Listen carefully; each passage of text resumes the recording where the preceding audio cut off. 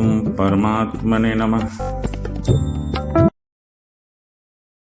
सृष्टि की उत्पत्ति के समय में छांदोग्य उपनिषद में लिखा है कि परमेश्वर से उत्पन्न तेज आदि तत्वों से जगत के विस्तार हुआ है। अतः इस सृष्टि का कारणभूत परमेश्वर शक्ति को ही अजा कहा गया है। छांदोग्य में बताया गया है कि उस परमेश्वर ने विचार किया मैं बहुत हो जाऊं। ये जो उपनिषदों में लिखा हुआ है कि सोचने से प्रकृति में बदलाव हो जाता है, यह बात सत्य है। क्योंकि सूक्ष्म लोक में हम जो चीज़ सोचते हैं वह घनीभूत होकर के हमारे सामने प्रकट हो जाती है। यह स्वयं का अनुभव भी है और प्रमाण भी है कि ध्यानस्थ अवस्था में एक ही पेड़ पर सोचने से जैसे जैसे सोचते जाते हैं वैसे उसका फल भी बदलता चला जाता है। यह बात सत्य है कि सोचने से ही सृष्टि का विस्तार हो जाता है। सोच में जितनी हमारी सोच मजबूत होती है उसके घनीभूत होने का प्रभाव भी उतना ही अधिक होता है। अतः ईश्वर ने विचार किया या इच्छा किया कि मैं बहुत हो जाऊं, तो इस तरह से सोचने से ही वह सृष्टि घनीभूत हो जाती है और यह प्रमाण भी है और सत्य है। तो सोचने के बाद उसने तेज को रचा, तेज अर्थात अग्नि को रचा, और उसके बाद तेज से जल को,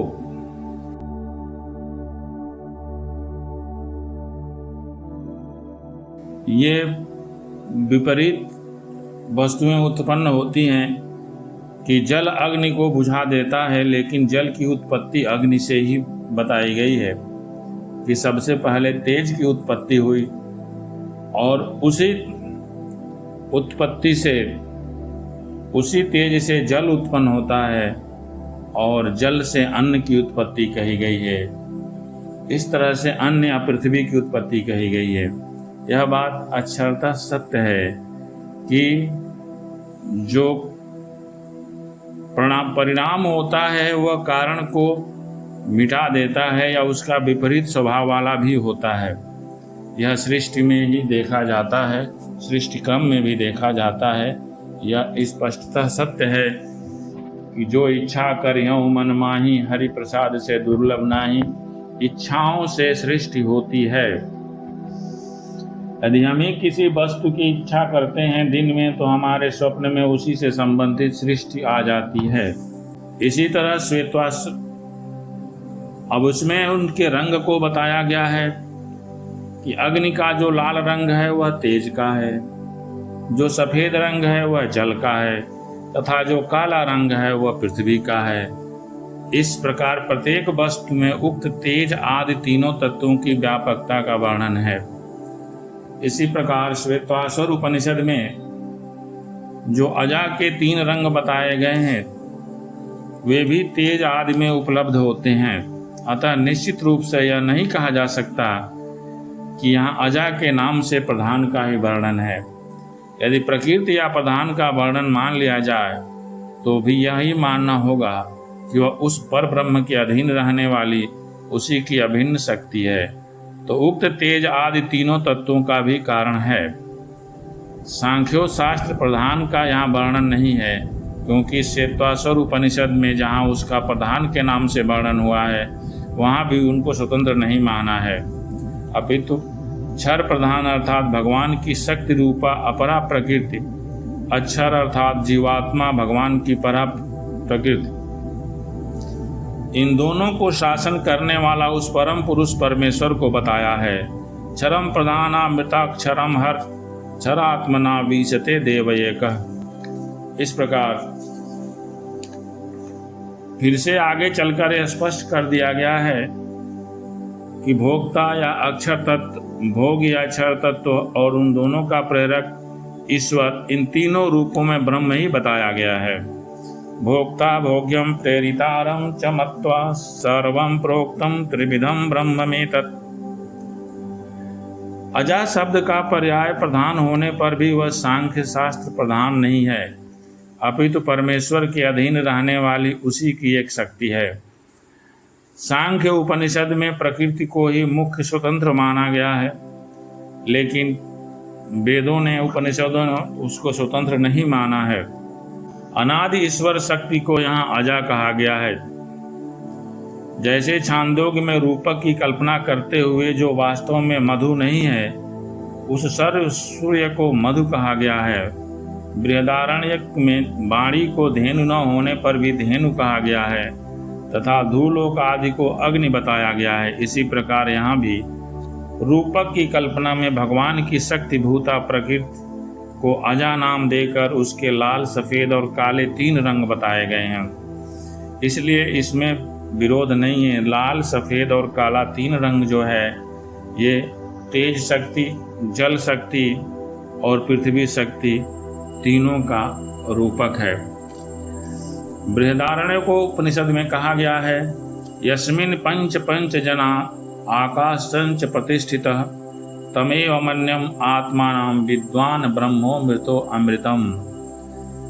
जिसमें 5 पंचजन और आकाश भी प्रतिष्ठित है, उसी आत्मा को मृत्यु से रहित मैं विद्वान अमृत स्वरूप ब्रह्म मानता हूँ। इसमें जो संख्यावाचक पंच शब्द आए हैं, इसको लेकर 25 तत्वों की कल्पना करना उचित नहीं है, क्योंकि यहाँ ये संख्यावाचक शब्द दूसरे भाव को व्यक्त करने वाले हैं। इसके सिवा पंच से 25 संख्या मानने पर भी उक्त मंत्र में वर्णित आकाश और आत्मा को लेकर 27 तत्व होते हैं, जो सांख्य मत की निश्चित गणना से अधिक हो जाते हैं। इस प्रकार यही मानना ठीक है कि वेद में न तो सांख्य सम्मत स्वतंत्र प्रधान का वर्णन है और न 25 तत्वों का ही। जिस प्रकार श्वेतवासर उपनिषद में अजा शब्द से उस पर ब्रह्म परमेश्वर की अनादि शक्ति का वर्णन किया गया है, उसी प्रकार यहाँ पंच जना पदों के द्वारा परमेश्वर की विभिन्न कार्य शक्तियों का वर्णन किया गया है। अब हम देखते हैं कि जो व्याख्या आई है, प्राणस्य प्राणमुत चक्षुष चक्षुरतम स्रोतस्य स्रोतम मनसो ये मनो विदु ते निचिक्तुर्य ब्रह्म पुराणमग्रम्य।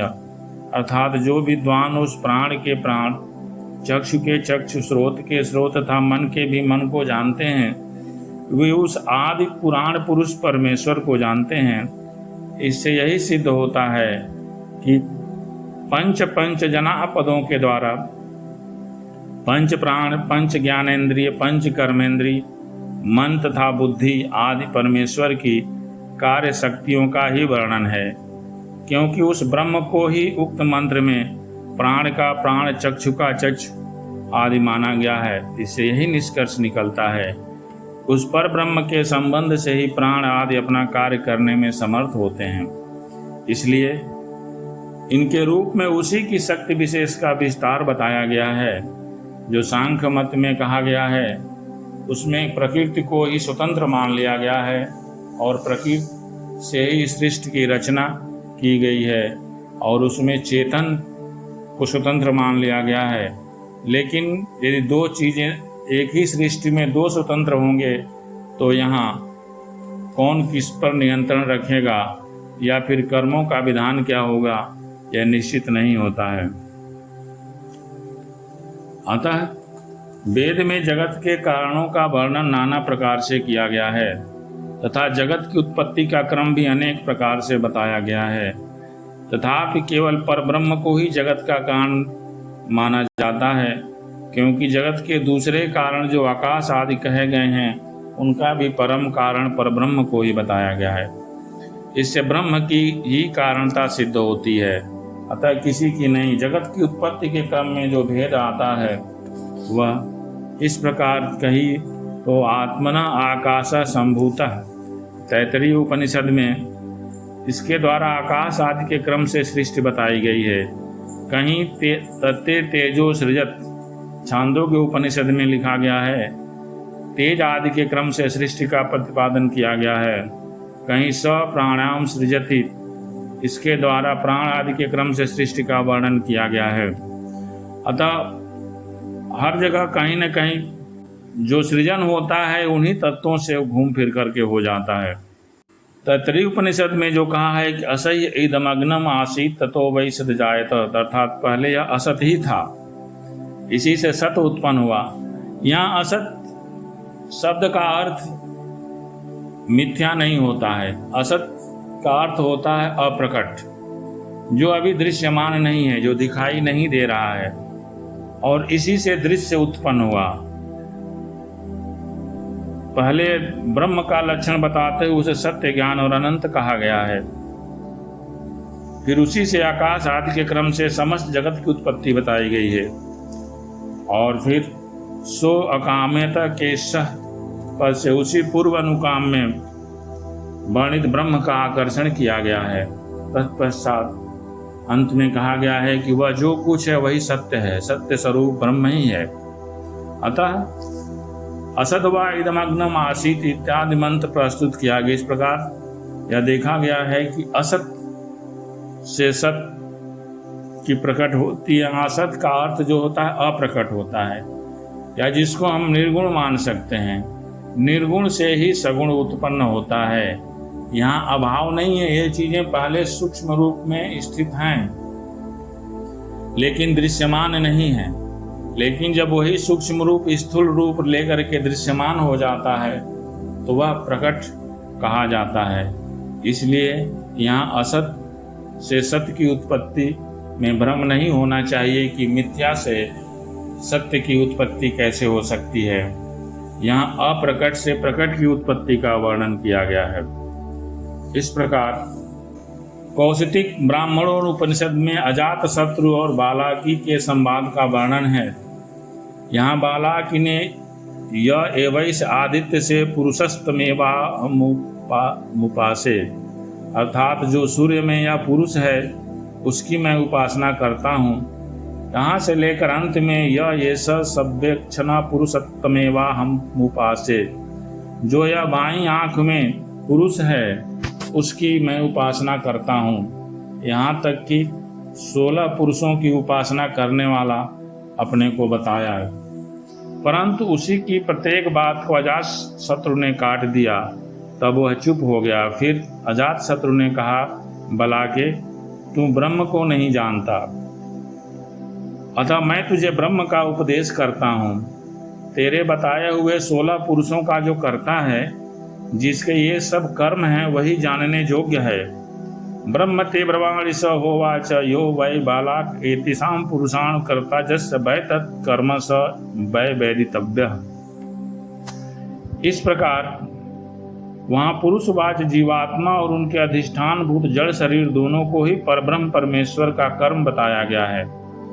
अतः कर्म या कार्य शब्द जड़ चेतनात्मक संपूर्ण संसार का वाचक है। इसलिए जड़ प्रकृति इसका कारण नहीं हो सकती, पर ब्रह्म परमेश्वर ही इसका कारण है। यदि यह बात कही जाए कि जीव और मुख्य प्राण के सूचक लक्षणों का स्पष्ट रूप से वर्णन है, इसलिए प्राणों के सहित उसका अधिष्ठाता जीव ही जगत का कर्ता एवं ज्ञेय बताया गया है, ब्रह्म नहीं। तो यहाँ उस सृष्टि को लेकर के अनेकों तर्क दिए गए हैं। आचार्य जैमिनी ने निवारण करते हुए कहा है कि इस प्रकरण में जीवात्मा और मुख्य प्राण का वर्णन आया है। वह मुख्य प्राण या जीवात्मा को जगत का कारण बताने के लिए नहीं आया है, जिससे कि ब्रह्म को समस्त लक्षणों का आश्रय बताकर उसे समझाने की जरूरत पड़े। यहाँ तो उनका वर्णन दूसरे ही प्रयोजन से आया है। उनका ब्रह्म में विलीन होना बताकर ब्रह्म को ही जगत का कारण सिद्ध करने के लिए उनका वर्णन है। भाव यह है कि जीवात्मा की सुषुप्ति अवस्था के वर्णन द्वारा सुषुप्ति के दृष्टांत से प्रलय काल में सबका ब्रह्म में ही विलय और सृष्टि काल में पुनः उसी से प्राकट्य बताकर ब्रह्म को ही जगत का कारण बताया गया है। इसके सिवा काण्व शाखाओं वालों ने तो अपने ग्रंथों में इस विषय को और भी स्पष्ट कर दिया है। यहाँ अजात शत्रु ने कहा है, यत्रैव एतत् सुप्तोद्भूत ये सब विज्ञानमय पुरुषस्तदेशां प्राणानां विज्ञानेन विज्ञानमादाय यह एषो अंतर्हृदय आकाश अस्मित् चित्ते तानि यदा गृह्यत तथा है तत्पुरुष स्वपिति नाम। अर्थात वह विज्ञानमय पुरुष जीवात्मा जब सुषुप्ति अवस्था में स्थित था, तब वह बुद्धि के सहित समस्त प्राणों को अर्थात मुख्य प्राण और समस्त इंद्रियों की वृत्तियों को लेकर उस आकाश में सो रहा था। अर्थात सारी इंद्रियां, मन, बुद्धि, सारी चीजें उस प्राणात्मा के अंदर जो हैं समाहित थीं और उसको लेकर के वह सुषुप्ति अवस्था में था, जो हृदय के भीतर है। उस समय उसका नाम स्वपिति होता है। इस वर्णन में आकाश शब्द परमात्मा का वाचक है। अतः यह सिद्ध होता है कि यहाँ सुषुप्ति के दृष्टांत से यह बात समझाई गई है कि जिस प्रकार यह जीवात्मा निद्रा के समय समस्त प्राणों के सहित परमात्मा में विलीन सा हो जाता है, उसी प्रकार प्रलय काल में यह जड़ चेतनात्मक समस्त संसार पर ब्रह्म में विलीन हो जाता है तथा सृष्टि काल में जागृत की भांति पुनः प्रकट हो जाता है। अतः ब्रह्म को जानने की योग्य बताकर अंत में उसी को जानने वाले की महिमा का वर्णन किया गया है। अतः ईश्वर और सृष्टि को समझना इतना मुश्किल नहीं है। यह चीज किसी सद्गुरु की शरण लेनी चाहिए जो अनुभवी हो और जिन्होंने प्रत्यक्ष इस बात को समझा है, तो सृष्टि क्रम समझ में आ जाता है कि सृष्टि की उत्पत्ति कैसे होती है। क्योंकि वेदों को स्वतः यदि हम पढ़ते हैं तो उससे हमें उसका ज्ञान नहीं होता है।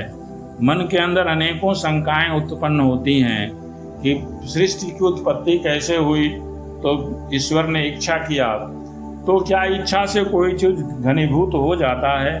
तो घनीभूत होता है जिसने यह देखा है वह तो समझा देता है कि हाँ घनीभूत हो सकता है। जिसने नहीं देखा है तो वह कैसे समझा सकता है?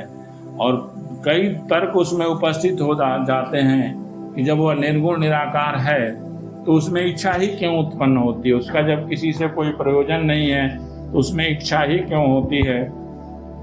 क्योंकि उसमें चेतन शक्ति होती है। चेतन शक्ति में हमेशा कुछ न कुछ सोच चलता ही रहता है। चेतन शक्ति जड़ नहीं होती है, जड़ की तरह उसमें क्रियाशीलता नहीं होती है। चेतन में विचार करने की क्षमता होती है। अतः इच्छा करना चेतनता का मुख्य गुण है।